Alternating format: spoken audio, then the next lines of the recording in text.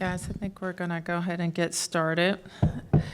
Good afternoon, everyone. I'm Muriel Bowser. I'm the mayor of Washington, D.C., and I co-chair the D.C. New Columbia Statehood Commission.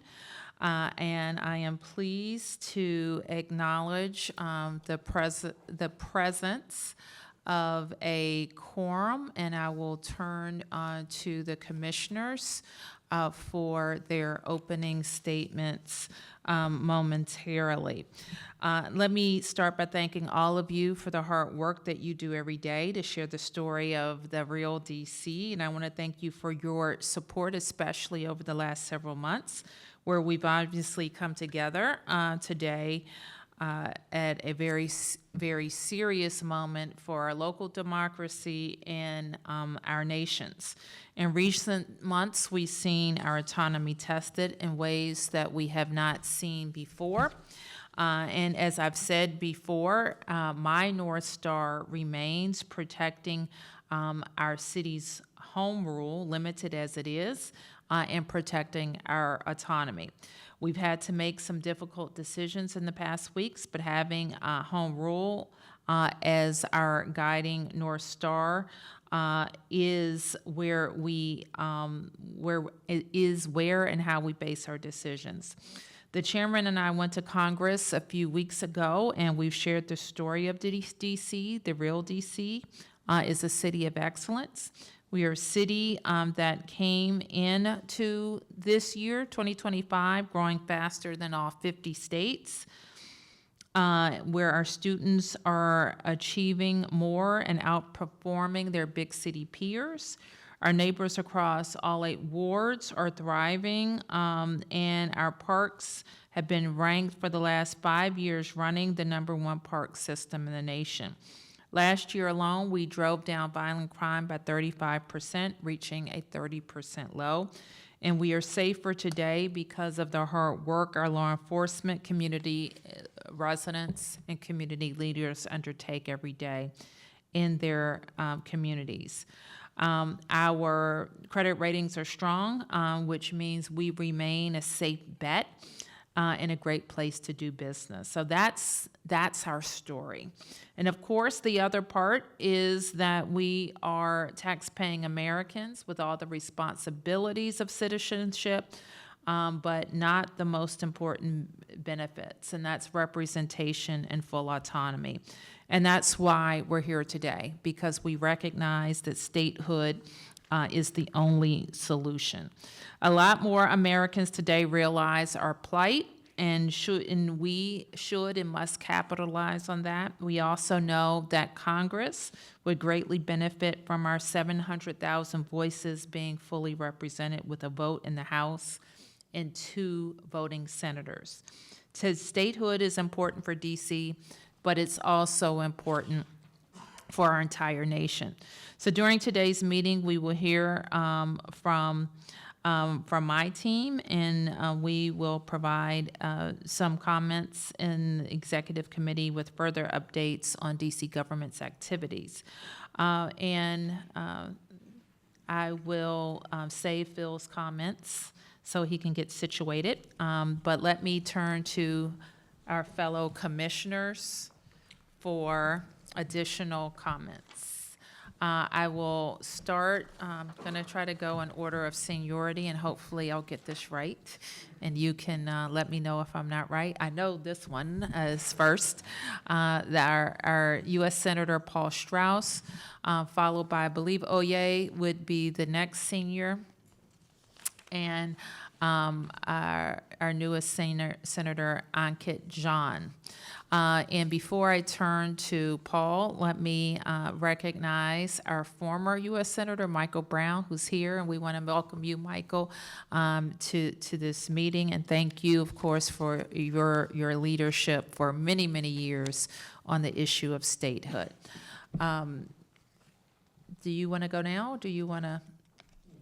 Okay, Senator Strauss. Thank you very much, Madam Mayor. It's an honor and a privilege to be here today. I appreciate this opportunity to serve the people of DC.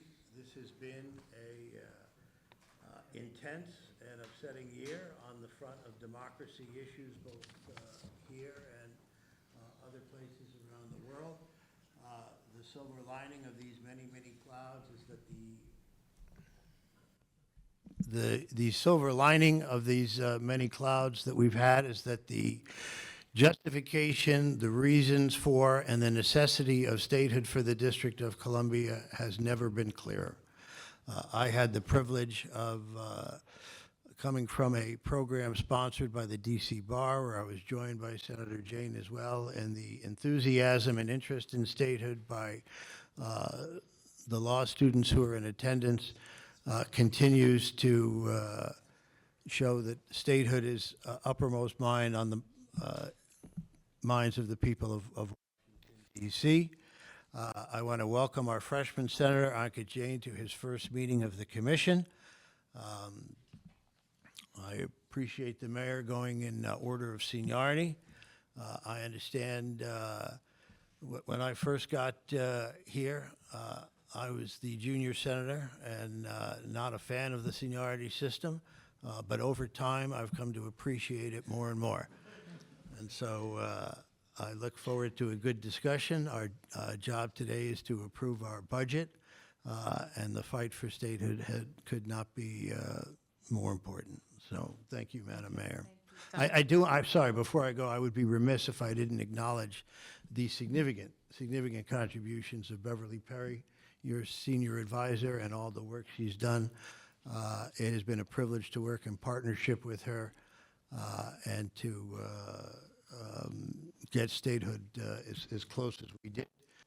We're not giving up, and I am confident we will get there, and it'll largely be building on the foundation of the work she helped us achieve. Thank you. Thank you. Representative Owalewa.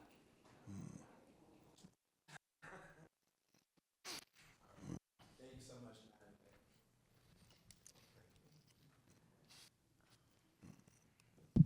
Mayor. All right, good.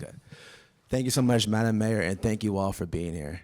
It's truly a blessing to be here. My name is Dr. Oye Owolewa. I'm the U.S. Representative of Washington, D.C., and I've been in this role for about 4.5 years. And when I first became the U.S. Representative, much of the conversations about statehood began and ended with voting congressional representation. And while that's really important, we've seen each and every aspect of this city be affected by not being a state, whether it's our control or lack of control or National Guard, the ability for our budget to be slashed, or even some of our laws to be congressionally overruled. We've seen our local autonomy being threatened. Speaking of budgets, we've seen that this year our budget was slashed by $1.1 billion. But even with that sum, I credit the mayor as well as the council for keeping the budget of the statehood delegation intact.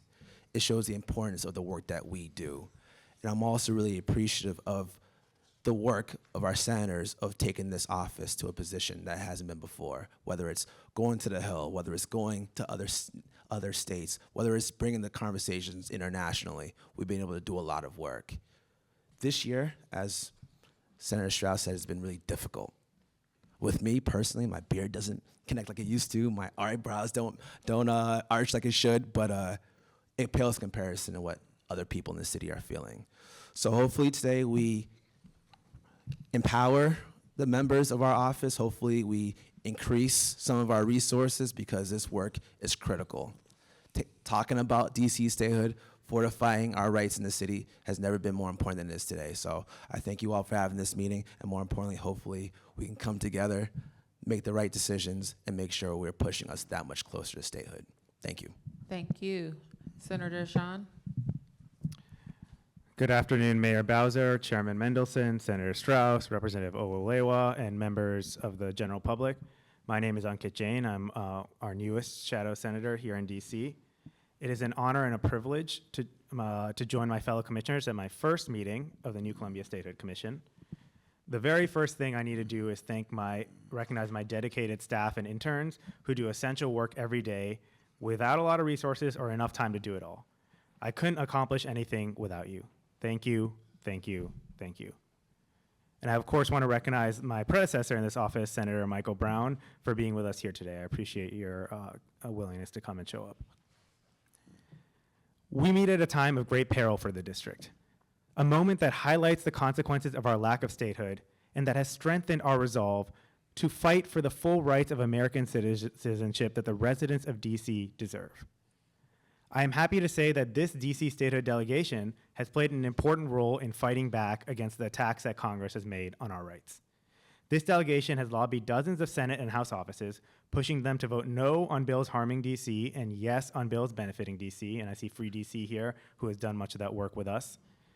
This delegation has gotten the message out to the national media about the need for home rule and DC statehood, and this delegation has secured multiple new co-sponsors for the DC statehood bill, and I'll just mention one right now who comes to mind immediately, Pablo Hernandez Rivera, the resident commissioner of Puerto Rico, and I'll also mention Congressman James Walkinshaw, our colleague from Fairfax County.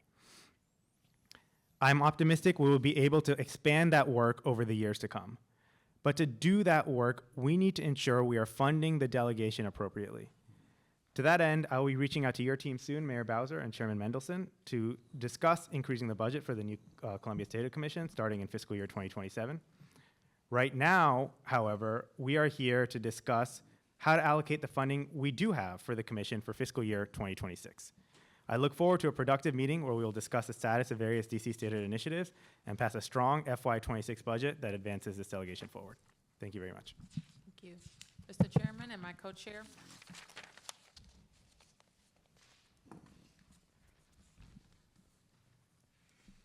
Of course, I could have figured that out before I was recognized. Thank you everyone for being here.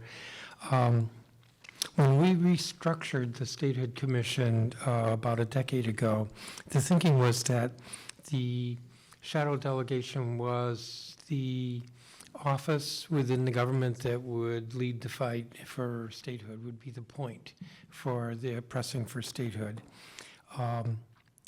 The commission, or rather the shadow delegation, well, the thinking was that the shadow delegation, instead of just being on their own, would be forced through the commission to work with the mayor and the chair of the council, through me with the entire council, so that there's much more coordination and actually theoretically more authority, or I'll even say power, to the shadow delegation.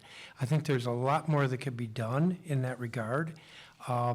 I think that I've said this at oversight hearings, that I think the delegation would benefit if there was a coherent plan for advancing statehood. This is not the best time, arguably, with the Congress, given where they are. If anything, they're more hostile than ever. But nonetheless, we should be planning for the future and planning for how we would achieve statehood when the skies get brighter. And that involves having a plan. I really think that's important. But today is about approving the budget. This is, I think we're required to meet as a commission twice a year, and it's been a little bit of a while, but I would like to think this is the first of at least two meetings that we will have this fiscal year between the mayor, me, and the delegation, as we try to see if we can regain our footing vis-a-vis Congress and the country in promoting statehood. I won't speak to the benefits of statehood because that's already been spoken to. I agree with all of that. Recent events have just heightened why this is so important. So I look forward to our discussion. Thank you. And I would, before I turn to Senator Strauss to talk about the budget, do I have a mic? I would like to ask all commissioners to look at the meeting minutes from August 2024, the last meeting. I don't.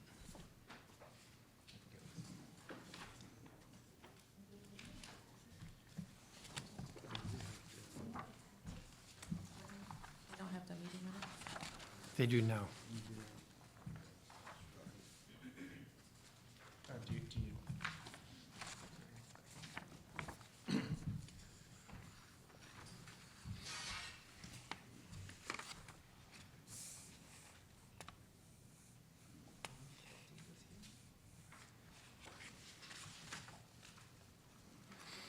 This, Madam Mayor, this is the commemoration and the record of the event that we had. It was not a regular meeting. It could be more accurately described as the special meeting of the work we did in Chicago that we have not had an opportunity to present and discuss until now. But I mean, we can discuss that, but I think the agenda has the official 2023 meeting on it.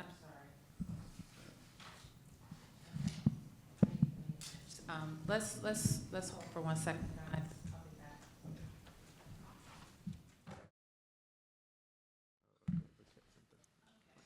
So it's my understanding that we don't have any meeting. Correct. It appears the last meeting was 2023. Okay. And I don't think those minutes were circulated, so I'm not going to. Okay, Okay. so. And so is the only item. Okay, I'll turn to you, over, yep.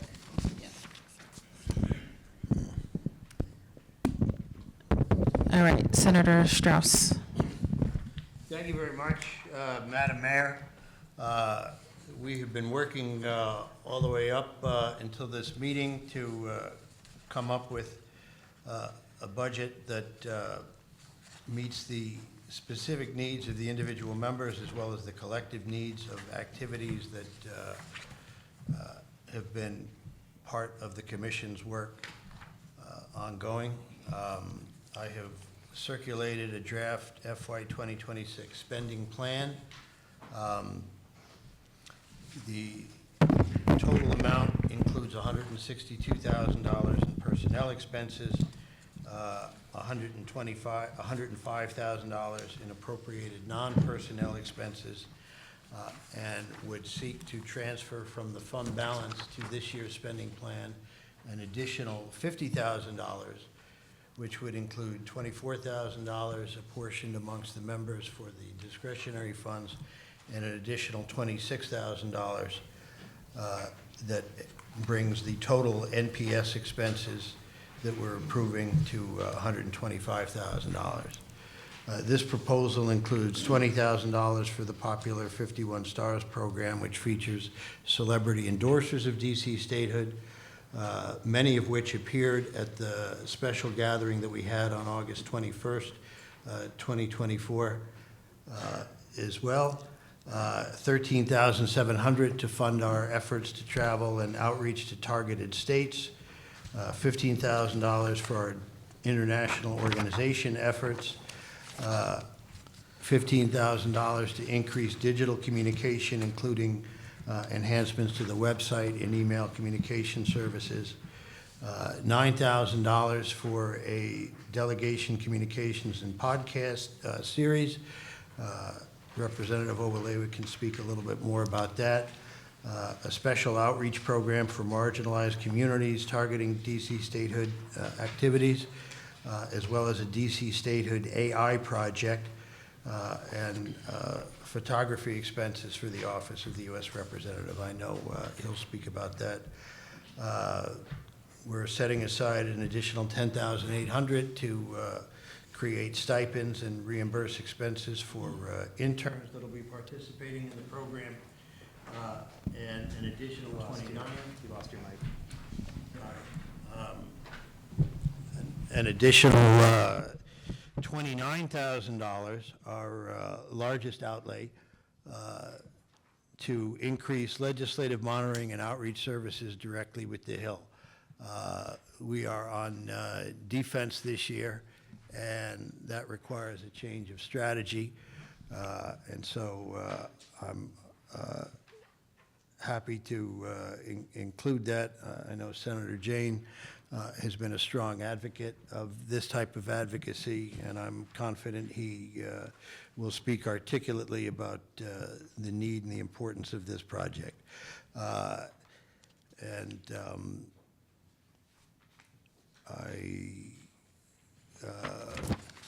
move for consideration this plan. We also have, of course, routine things, promotional materials, office supplies and equipment, and a modest miscellaneous line item as well. For discussion purposes, I'm pleased to move this for discussion purposes and call for a second. Any discussion? Sure, I can go ahead. I would, while I appreciate the work Senator Strauss has put into putting this budget proposal forward, I don't think it accomplishes the needs of the commission. So I move an amendment in the nature of a substitute to this budget proposal, which we will be distributing now.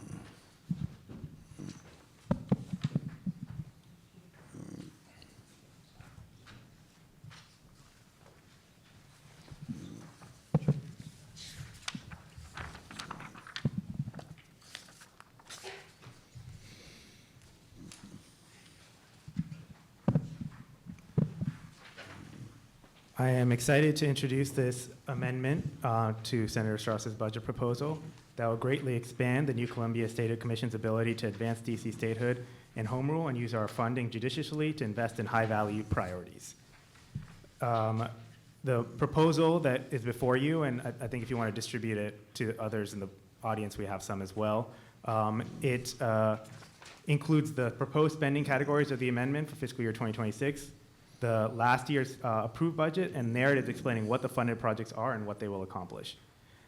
This proposal, I won't repeat some of the stuff that Senator Strauss said about how we're funded, but I will say that this proposal, before you spend $70,240 of the conservatively estimated $472,665.43 in the joint statehood fund, which it comes from the tax checkoff and the license plate program, leaving at least $402,425 in the joint fund.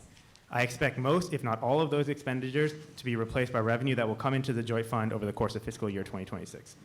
So I will quickly just go over the major expenditures. So we put in $51,500 for staff assistant contracting services. The number one problem that this commission has is capacity. We are not paid, and we all have full-time jobs, and so we have 2 full-time staff members who do a great job, but who are stretched extremely thin, and this would provide some additional capacity to the commission that we need to schedule the meetings with the members of Congress and do all of the work that is needed to make the commission operate. We have $10,000 for international organization efforts and travel, $5,000 for engagement with marginalized communities, $5,000 for AI optimization, $9,000 for DC Statehood Communication Services, and I'm just going through some of this quickly because Senator Strauss described some of the basics. $7,000 for website design and development and marketing services, $8,000 for targeted states outreach and travel. Then we have $10,800 for internship programs in fall and spring, and $11,100 for programs in summer and fall 2026. That increase is to account for a likely increase in the minimum wage under the DC's minimum wage law. We have interns who are an essential part of the office. We should pay them for the work they do, and this proposal would do that. Then we have $2,500 for photography and videography services, $1,440 for graphic design software, $2,000 for miscellaneous services, $4,000 for promotional materials, $1,000 for office supplies and equipment, $1,000 for miscellaneous supplies, and then discretionary transfer to the statehood funds of the individual members of $24,000. So we, some of the differences from last year are that we increased funding on the staff assistant contracting services, which was funded last year, but it was a partial budget, so it was funded at a lower number. We also funded the interns at a lower number because, again, it was a partial budget. We've removed some of the funding for programs spearheaded by Senator Michael Brown, which is the commission does not move it forward on anymore. And we've cut funding for several projects we have found to be not adding enough value to the DC Statehood and Home Rule fight to justify their costs, such as the We Are DC and 51 Stars program.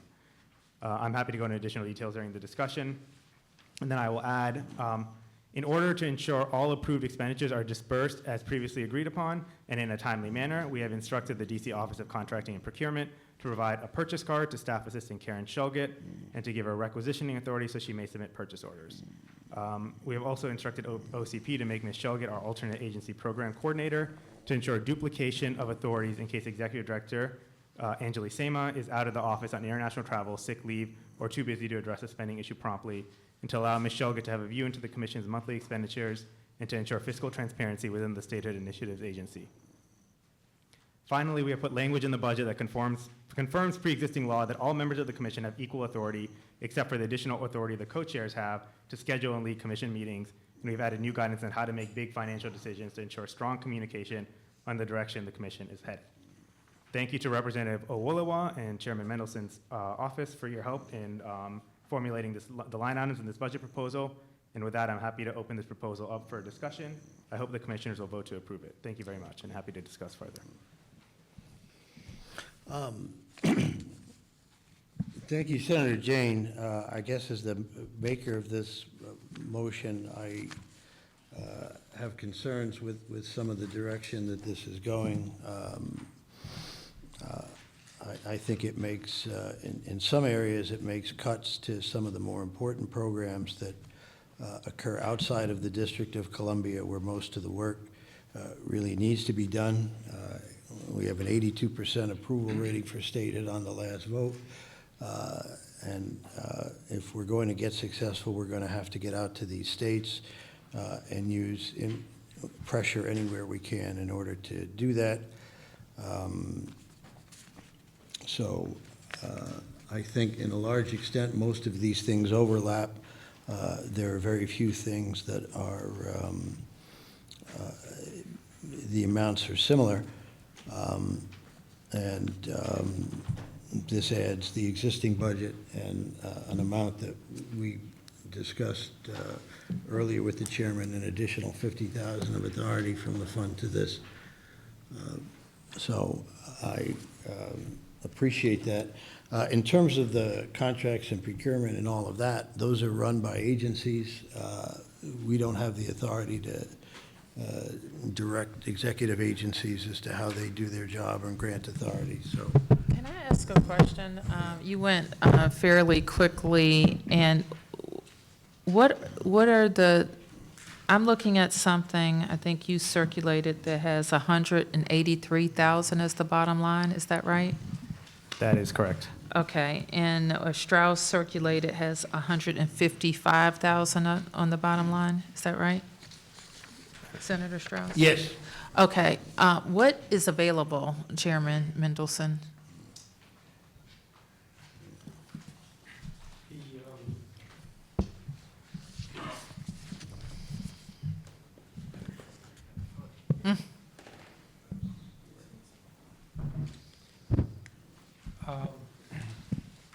Does your microphone work? Roughly what's available is about $266,000. But then there's a fund that's a fund that benefits from the tax checkoff as well as, I believe, license plates. And there's additional dollars there. So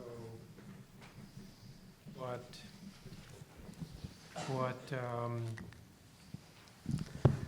Senator Jane is proposing is to spend about $237,000, which would be $266,000, which was in the appropriated budget. You can get this to Strauss, this one.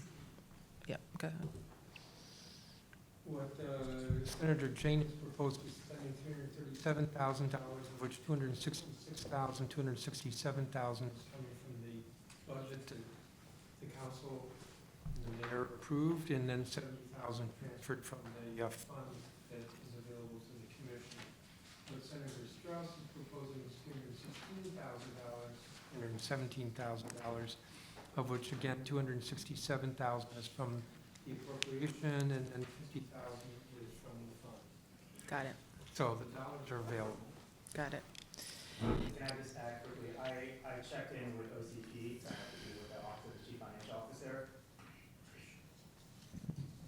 I can hear you. And he, as of June 30th, 2025, the money available to in that joint fund was $472,665.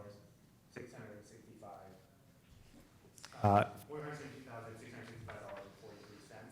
which is, as of June 30th, and that number has increased since then because of additional donations into the fund. Got it. And the chief differences between your proposal and Senator Strauss's proposal are what? What do you recommend eliminating? And please describe what it is. Yeah, so we recommend eliminating the 51 stars program. And what is that? to allow for advertising by celebrities in support of DC statehood. Okay. Sounds like a good idea. I don't know what it did in the past fiscal year, or in really the past 5 or 10 fiscal years, and so I haven't seen it contributing much value to the statehood fight.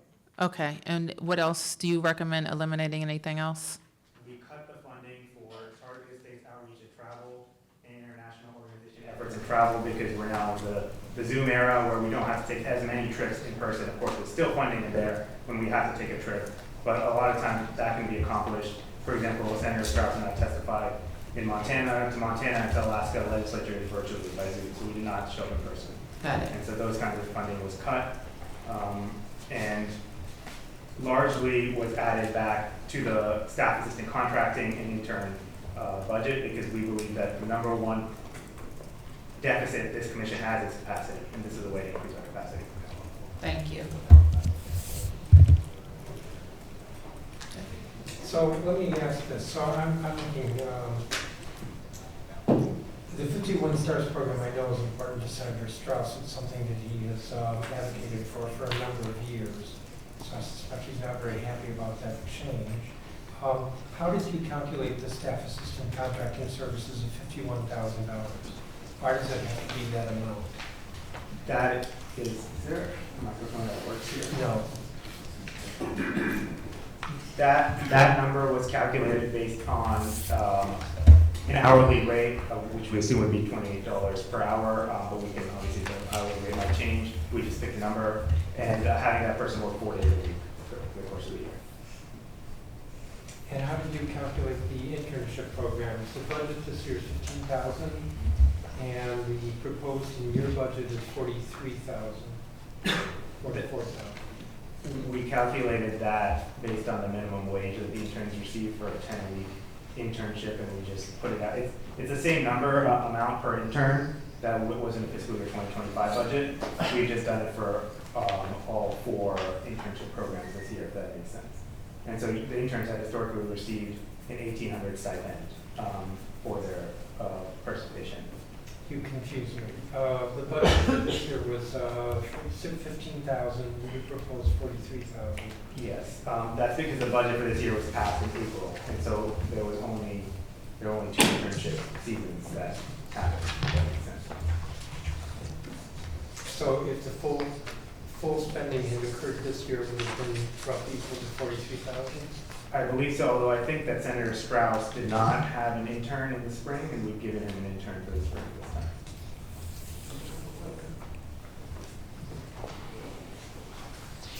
I mean, I'll just toss out there as one way to maybe try to get some peace here would be to put some money for 51 Stars and maybe take a little bit out of staff assistant contracting and a little bit out of the internships.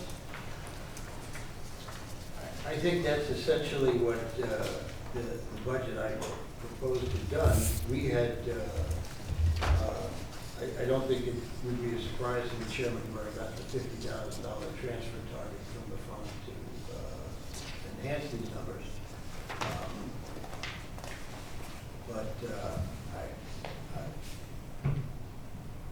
We need to be getting out there. We need to be recruiting people. Interns are great and assistants are great, but there's more work that needs to be done from a programmatic point. So I would urge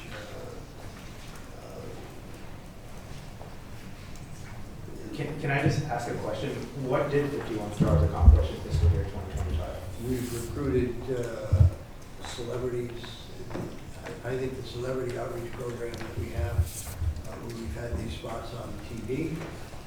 Not to mention the summary of all the celebrities that attended our event. Were TV ads run this year, fiscal year 2025? In the current climate, no, we're not currently doing that, but the production, recruitment, and the outreach to these folks continue. Is there a definite date to run the TV ads for fiscal year 2026? The beauty of these ads is that they can be, they're at the ready to go up on the air in places around the country when the need arises, so it's. When was the last ad cut? 2024.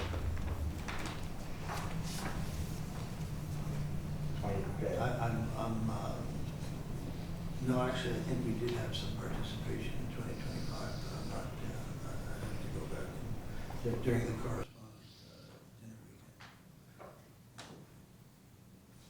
So let me propose that we reduce in the amendment nature for substitute the staff assistant contracting by $5,000. We reduce the internship programs by $5,000, and we put $10,000 into the 51 stars program. Question. Did you say the money was available in the fund? Why don't you just plus it up?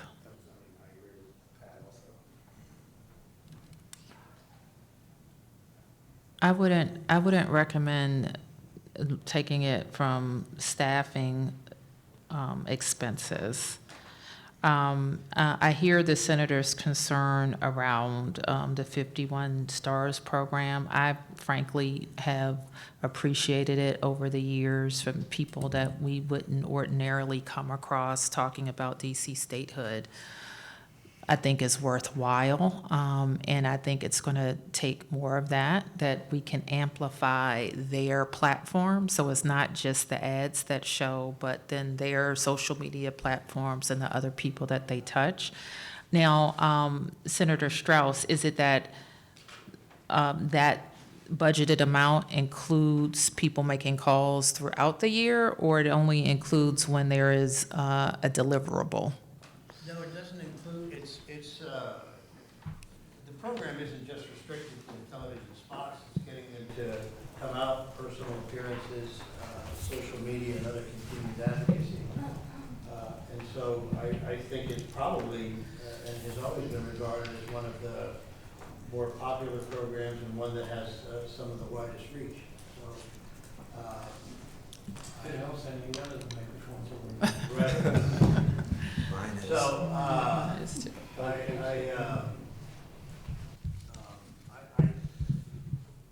think it's a well-regarded, well-appreciated program that delivers the message far beyond the confines of the District of Columbia, which is where our message needs to be. We're not going to get statehood talking to ourselves. We have to find ways to reach the country. We have to go out there.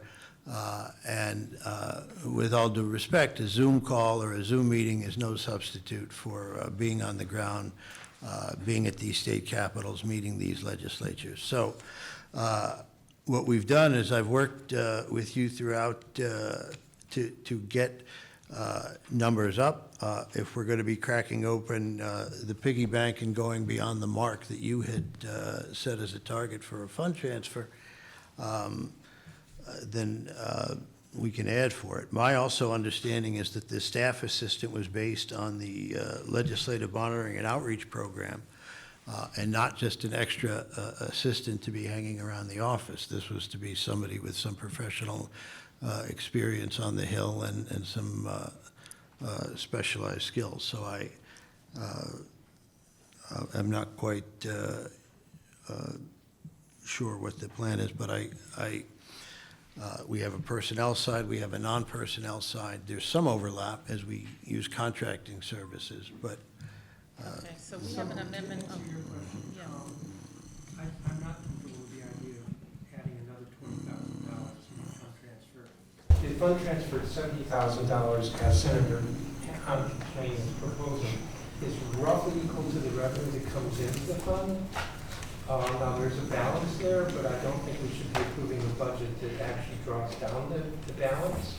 I think we should be approving a budget that is either equal to what the council appropriated or is equal to what the council appropriated plus the revenues that are expected to come in for the year. Is this, I'm sorry, I have a lot of things floating around. Is this your proposal? Yes. Okay, the FY 2026? Yes. Okay. So, and, you know, as at least once a year, the committee of the whole, which I chair, has oversight on these issues. And I think it's a little unfair to the senior senator in the delegation to zero out his program entirely.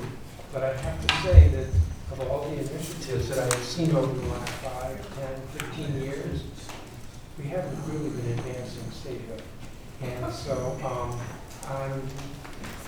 that's why I suggested, and I'm curious to see what Senator Jane says, but that's why I suggested, well, okay, let's put $10,000 in so it's not zeroed out, and we'll take it from existing items that have been increased substantially. So again, I suggested taking $5,000 from staff assistant contracting services, which Senator Jane proposes at $51,500. The current year budget is $28,000. And I suggested taking $5,000 from total internship programs, which Senator Jane proposed at $43,800, and this year is budgeted at $15,000, and Senator Strauss suggested $10,800. So working within the numbers we have, not going different than the fund balance, adding $10,000 to 51 stars and reducing slightly the internship and slightly the staff assistants, both of which were proposed for substantial increases. So is that an amendment to the amendment? If Senator Jane is agreeable to it, He should agree to it. Yeah, I mean, I think that is fine. I do think that, I don't see why the balance got so high in the first place, but I don't want to, I think we don't need to discuss that right now, so I'm happy to agree to that amendment, the amendment to the amendment that Senator. Okay, so there is an amendment in the nature of the substitute on the floor. Any other discussion?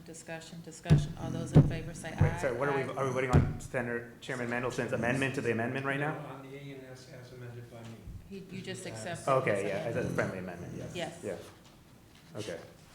Any further discussion? All those in favor say aye. Aye. Any opposed?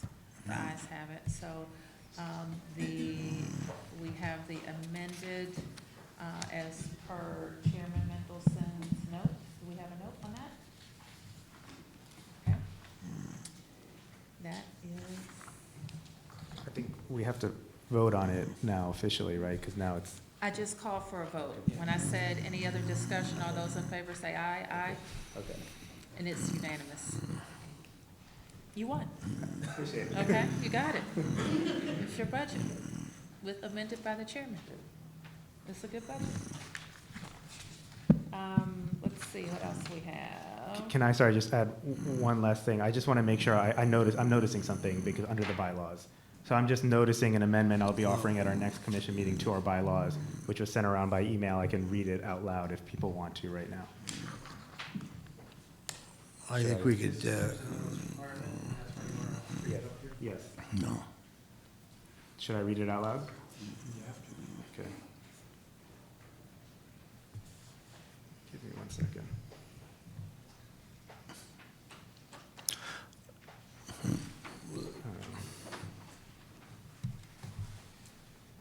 Add new section 1.4. 1.4, equal authority of commissioners. All commissioners of the new Columbia Statehood Commission have equal authority to direct the commission's finances and activities, except that the co-chairs have the responsibility and authority to schedule and lead official commission meetings. Any reprogramming of funds, personnel decisions, change to commission finances or spending, or any other material, financial, or programmatic decisions shall be made only with the signed and written approval of a simple majority of commissioners.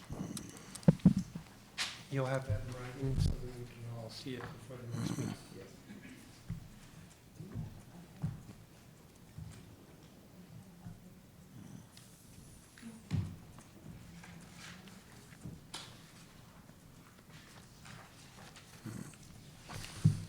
Okay, let the minutes reflect, the notice has been given, appropriate notice has been given. Okay, actually, I think without objection, I am gonna move us directly to public comment. Okay, where are we setting up public comment, guys? Is there a microphone for public comment? Okay, all right, so let me just designate a place there in front of Frederick Douglass. If you have public comment, please rise to be heard. Any comments? This one sometimes works. Maybe it doesn't. But it sometimes doesn't.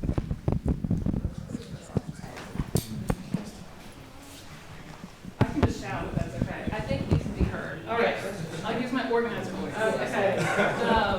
Just please introduce yourself. Yes, my name is Michelle Chappell, and I am the co-chair of the Congress Working Group for Free DC. And I would first like to thank Ankit Jain and Oye, and I cannot pronounce your last name for the life of me. Oyelowa? Okay, so simple. For both of you for showing up on the Hill. Oye, I appreciate your support of recess on the Capitol in particular. And Ankit has been at more meetings on the Hill than I can count. And I really think that it is a valuable service to the District of Columbia that these members of the commission are performing and showing up and showing that DC cannot be discounted on the Hill, that our voices need to be heard as well. As a member, just as a member of the public, I went to the commission's website earlier today, and the action items webpage is blank. Right now, the commission is giving the public no actions that they can take on behalf of statehood or on behalf of defending home rule. The website also does not reflect the many legislative attacks that have occurred against DC in this congressional session. And I think very basic upgrades like that could make this commission's work more accessible to the public, give them action items that they can participate in, because I know that there are thousands of DC residents that are concerned about the state of things and about our autonomy and want actions to take. I also think that this commission, given the state that DC autonomy is in, needs to be meeting way more frequently than in once every 2 years. I think it is incumbent upon all of you to schedule quarterly meetings to update the public about what is going on, to be leaders in this space. And I think I will leave my comments there, and just ask the commissioners to please take this moment as an existential moment for the District of Columbia and treat it as such with that importance. Thank you. Thank you. Senator Brown? Hi. I'm the former United States Senator for the District of Columbia. I now live on an island in the Chesapeake Bay, so I no longer have a dog in this fight, but I felt it incumbent upon me to come and share my experience. I want you to know that the commission that you see before you is not the commission that was originally envisioned. The commission was envisioned to support the offices in the delegation of the senators and representatives. This commission actually has control over those offices. And for 18 years they stood, well, that's not true. They weren't. For the first 9 years, I spent more money on DC statehood than the city spent on statehood. Today, they have an anemic budget. They don't have full staffing. This commission actually stands in the way of our quest for statehood, I believe. That's my personal belief. So I think that first, you need to pay these people. That was the original intent when these offices were created. They're the only citywide elected officials in Washington, D.C. who do not get paid. They're the lowest funded agency. They also are not allowed to raise matching funds, even though in one of my races, more than $240,000 was spent, which was more than 80% of the council races that year. It's time, if you really want statehood, to take the shackles off and support these people. And I say that again because I no longer have a dog in this fight. I have representation. I live in the state of Maryland. But if you want to accomplish this, you need the help of the people that were elected. And frankly, to treat them exactly the way Congress treats the city, I think is not only counterproductive, I think it's insulting to the voters who elected these people to get statehood. It makes no more sense for the mayor and the chairman of the city council to control the statehood effort than it makes for the statehood delegation to control the budget or the executive duties of the mayor. It just doesn't make any sense. You know, when I testified before Congress, before the United States Senate, I had to fight with the senator from Delaware to get up and stand up and speak for the people that elected me, even though that was my job. The people in District of Columbia government do not stand behind me. So I implore you to fund these people, pay these people, stop referring to them as a shadow delegation. Mr. Chairman, you know that you can't pass a law without the tacit approval of Congress, but nobody calls you the shadow chairman. Honor these people and honor the people that voted for them. Thanks. Thank you, Senator. Yes, please Hi. introduce yourself. Ann Stauffer, I'm with the DC League of Women Voters, and I have a question of clarification, actually. So if I understood this correctly, this is the budget for the delegation, but isn't there also a budget for the commission itself? And what does the commission as a whole plan to do for the year? Thanks. Mr. Chairman. It's sort of all one and the same, not quite. There's no separate budget for the commission. The commission is the five of us. We're supposed to meet, as I said, twice a year.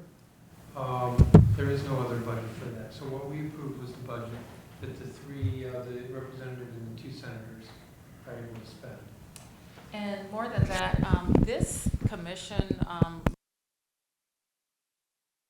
financial oversight function, as I see it, the chief function is to approve the budget, and the chairman has separately legislative oversight over the commission. It is not operational from the executive's point of view. We have an Office of Federal and Regional Affairs where we conduct our statehood outreach in addition to our other educational and lobbying efforts.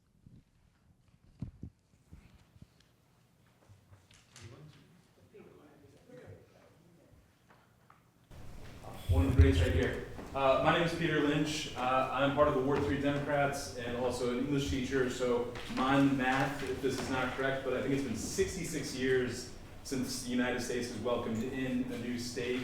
And if we are serious about becoming a state, and I think we all are, I think everybody believes it and has worked for it, the amount of money that we are spending towards that, if we just imagine what would it take to become the 51st state, I think it would be a great deal more than the money that we just talked about here today. So I've got two things. One, I think we need to spend more money on this. And then two, we've got to have oversight over the things that we're doing, benchmarks, goals. What are we achieving in 6 months? What are we achieving in 12 months? What are we achieving in 2 years by 2028? And I think when we do that, it'll put it into focus what we need to do to really get there. I'm also part of the Ward 3 Democrats. We unanimously passed a resolution that asks for more funding for the Statehood Commission, for more funding for statehood initiatives, and to really amp up this effort, because we all know that this is what we need to avoid the mess and the trouble that we've all been through in the last couple of years. So thank you for your work, but let's amp it up. Thank you very much. Thank you. Hi, everybody. I'm Kelsey Adams. I am the organizing director at DC Vote. I'm one of 4 co-founders of Free DC, and I'm also the executive director of Phone Go Go. Everything across the board, all things DC statehood. I want to thank the commission for all your work and all your advocacy for DC statehood. I only have one question. There was a lot of emphasis on this meeting about the 51 Stars program. How can all of our organizations and DC residents alike be a part of the 51 Stars program? Personally, I've only seen one celebrity speak out on statehood in the last year or so, and it was Wale, and I put that together. Thank you, Mayor, for supporting Wale's Actions for Get the Week. But moving forward, we can expand that reach. We have personal connection with folks in the community. I definitely have a lot of reach. I have a personal connection with Wale himself. He wants to be involved with spaces like this. How do we make that happen? Yeah. Chelsea, you know where to find me. Let's talk about it.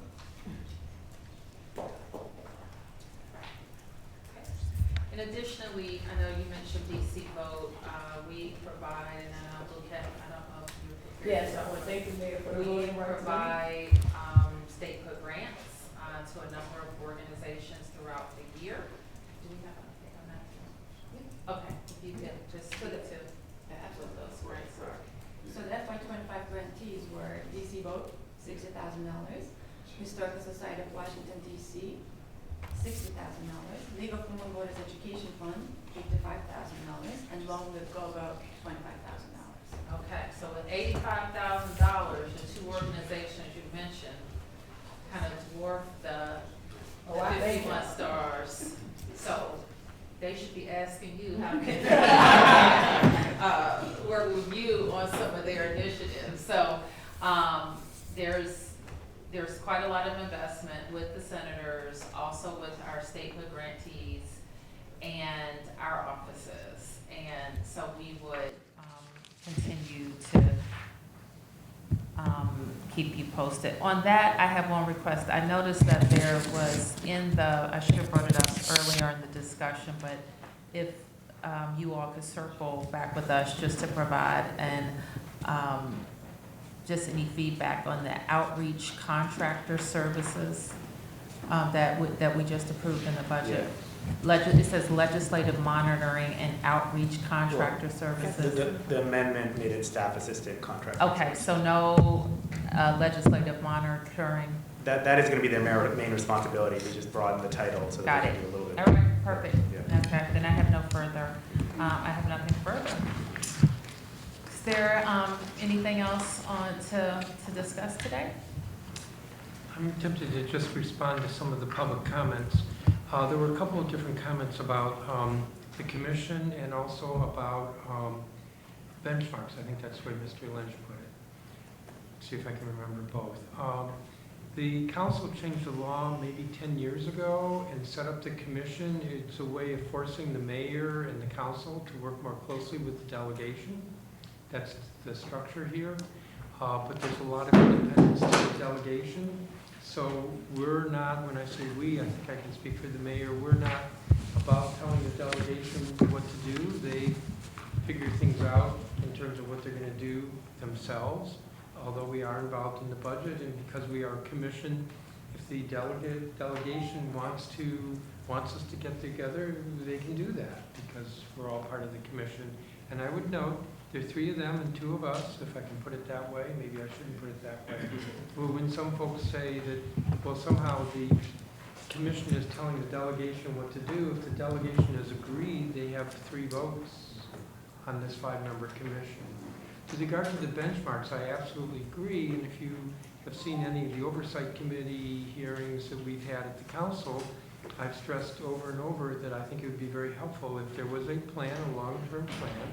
So instead of just like a one-off trip to West Virginia to get their support or a one-off trip to Montana to get their support, although I heard it was virtual, that there actually was a plan that coordinated all this with some benchmarks or some milestones. We're going to get 10 states this year, 20 states next year. I think that's not enough states, but the point is to have this all sort of mapped out as a plan with benchmarks and milestones. I think absolutely that would make sense. It would help to advance things. Not that this year, 2025, with our Congress, is the most favorable environment, but I think that's the way we advance statehood. Thank you. So I'll end by saying this. We have made advancements in statehood, and we made considerable advancements in statehood in the last 10 years. Now you're probably thinking, Mary, are you crazy? So let me tell you how. Before we issued a referendum to the voters, we had not gotten 80+% of DC residents to support statehood. We got 2 affirmative votes in the House of Representatives, and we added Democratic senators as co-sponsors to our bill who had never supported statehood before. We got all but 1 person in our regional delegation, who shall remain nameless, to support DC statehood. We got the business community in DC to support DC statehood, who have been lukewarm on DC statehood. We got the Washington Post to come down in support. Maybe they just said autonomy. I'm trying to think, but they actually said statehood. So we have moved and advanced the ball on DC statehood. I think also, and I say this without the research to back it up, but we have also, I think, expanded the conversation from being just about us, which is important to us, but to also being about America, okay? And as counterintuitive as it seems, the education we get when Donald Trump Bigfoot's DC is worth more than anything that we can fund for the Statehood Commission, because it opens our fellow Americans up to our plight. Many people actually don't know that we're not a state. They don't know that we don't have 2 senators. They don't know that we don't control the National Guard. They don't really know that a president can take us over. All right? And so what we're doing is educating them about the fact that we're not represented, that we're not fully autonomous, but we're also able to demonstrate that their voices aren't being fully heard either, because 700,000 people in Washington, D.C. don't have voting senators. And the agenda that is a national, American, fair agenda won't get a full airing because our 2 votes aren't counted. So I think in the kind of national Democratic circles that I'm having this conversation in, they now see, like, when we had the chance to make DC the 51st state, we really lost out on having 2 senators that can help get a national agenda across. So I think that conversation is beginning to happen, and that's, in my view, kind of the new frontier for the statehood movement. How do we demonstrate to and I hate to make this a partisan issue, how do we demonstrate to senators that this isn't just about us, it's about having all Americans fully represented and in the United States Senate. So I think we have to be careful in this kind of space, because obviously we're under unprecedented attack, but we have advanced the ball, and we have identified new ways to advance the ball. So our statehood delegation is extremely important. I think that the work that we're doing here, that Chairman Mendelson envisioned some time ago, is also very important. I'm proud to be supportive. And all of the feedback that we've gotten about making it clear what our actions are, what the commission's actions are, what my office's actions are, we will be sure to address. So if there's nothing further, we're adjourned.